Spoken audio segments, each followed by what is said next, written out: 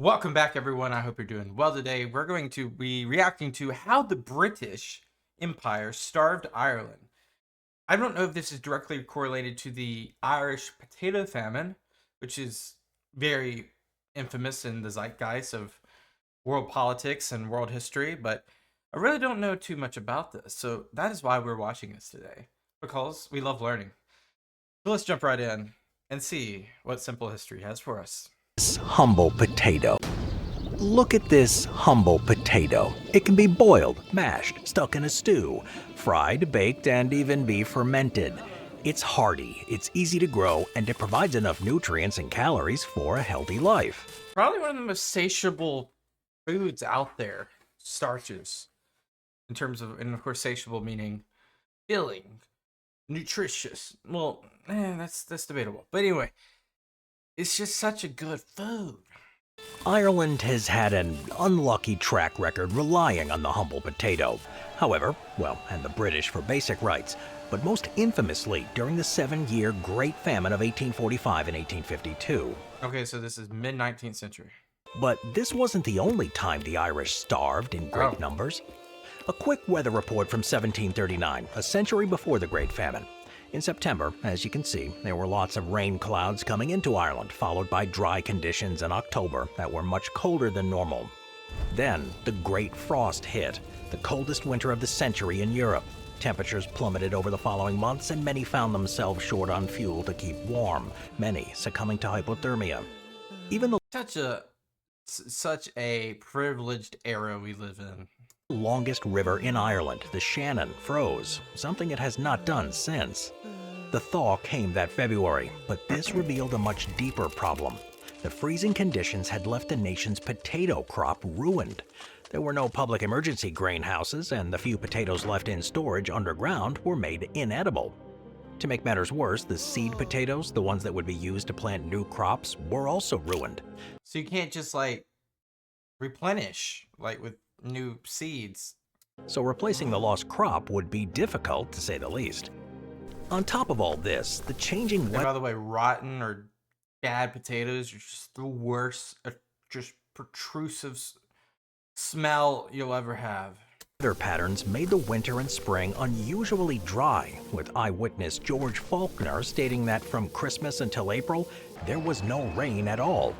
And yet there was no famine in England nor Scotland, conveying just how low of a priority Ireland was for the empire. Yeah, because at this point, Ireland's part of the empire. Potatoes weren't the only crop to fail. Others, like wheat, were also ruined, with replacement crops difficult to grow in the cold, dry climate. The price of wheat tripled, with other foodstuffs going up at a comparable rate. Animals suffered too. The drought also destroyed fodder for sheep, cows, and other livestock, and according to Faulkner's account, over 40,000 sheep died over a 2-month span in the province of Connacht in Western Ireland. As you can imagine, the poor were hit the hardest, with most of their As they always are. food stores ruined. They became desperate. First, and most obviously, they ate less, and the daily caloric intake plummeted. What they did manage to scrounge to eat was less than appetizing. Potatoes that would otherwise be inedible were eaten anyway. Added to this would be the spoiled and sour milk, stinging nettles, and whatever else was available, regardless of the taste, quality, or safety. With such a limited and low-quality diet, it's no wonder that disease outbreaks became common and dysentery outbreaks ravaged the country. In some places, the dead were being buried on a daily basis with no end in sight. This was in spite of foods like butter, beef, barley, malt, and hake still being sent abroad, including to feed British soldiers in Spain during the War of Jenkins' Ear. What? This was in spite of foods like butter, beef, barley, malt, and hake still being sent abroad. That's on the Irish government right there for not stepping up. I don't know how it worked in terms of if it was a provincial governor or it was like Prime Minister of Ireland under the subjugation of Britain. I don't know how it worked, but that's just poor administration. You gotta step up regionally to have a national or an empirical response. But the empirical response is also is lackluster. Including to feed British soldiers in Spain during the War of Jenkins' Ear. Yeah, it's such an important thing, right? when they could have been handed out at home. The desperate also resorted to crime. Riots broke out and many were killed or injured, and food would be taken in the confusion. Food theft became more and more common, and the jails began to overflow from the numbers of people just trying to keep their bellies full. Many were shipped off to the New World as punishment to ease the numbers sitting in Irish prisons. I wonder how many people were sent to Australia because of this. At this time, there wasn't much in the way of organized government relief. Aid came in the form of individual efforts from local clergy and church officials and the landed aristocracy.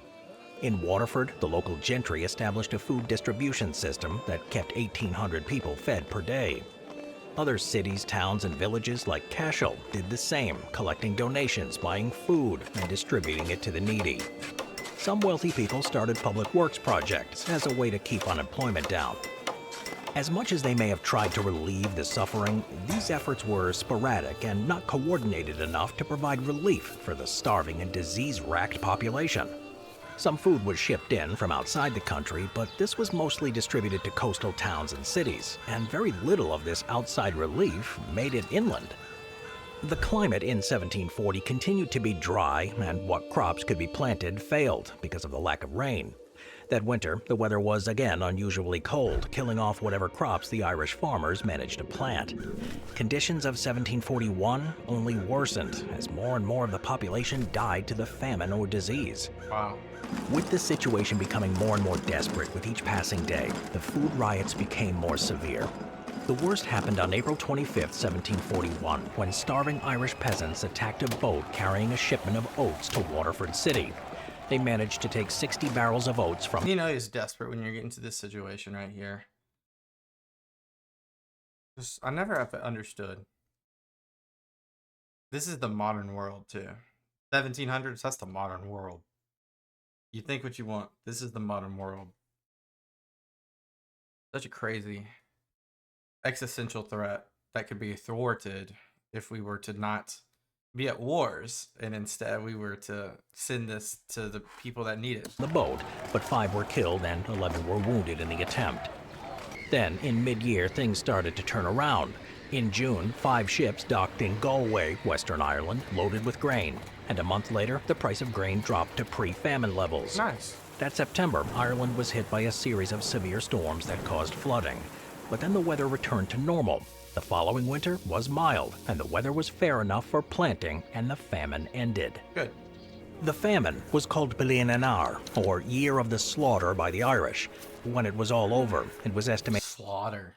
that around 400,000 Irish starved or succumbed to disease, though the lack of records makes this figure hard to confirm. If true, though, it would mean that around 15% of Ireland's population died during the 2-year famine, a much greater proportion of the population than in the mid-1800s Great Famine. Unlike the Great Famine, We'll never really be sure about that number, but that's an estimate. this didn't have as deep an impact on Irish society for many possible reasons.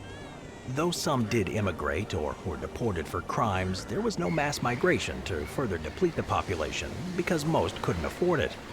The Irish economy was able to bounce back fairly quickly with the more stable weather, and the Blight was eventually overshadowed. The famines of the 1740s and 1840s caused mass death on an unprecedented scale in Irish history. That wasn't the end of famines, though. In 1879, only a couple of decades after the Great Famine, Ireland was once again plagued by significant crop failures. Poor weather conditions and the blight that devastated crops a generation earlier came back, destroying harvests of potatoes that large portions of the country still relied on. Fortunately, this famine was relatively minor compared to the earlier shortages. The blight primarily affected the western portion of the country, and expanded rail networks allowed relief supplies and surplus food to be moved quickly to the affected areas. On top of this, Ireland had much more help from both the British government and from abroad. The large Irish population in the United States immediately sprang into action, not wanting a repeat of the suffering a few decades before. Newspapers gave extensive coverage to the unfolding events, and the New York Herald helped to coordinate relief efforts. They call it diaspora money. I think that's what it's called. I'm not sure. They managed to gather $200,000 in donations, and in March of 1880, the USS Constellation was sent by the Naval Department with 3,300 barrels of food, as well as clothing. See, now, when we're talking about the modern world, this is the modern world, post-industrial revolution. The crisis was quickly averted, with few deaths and migrations. Its impact was much larger, however. At this time, up to 97% of Irish farmland was owned by large landowners who rented out the land to tenant farmers. Is that sharecroppers? When the famine hit, many of these tenants were unable to pay the rent. And though many landlords didn't collect rents during the crisis, many still demanded money from farmers Yeah, you gotta put a moratorium on that. That's just evil. who had no money to spare.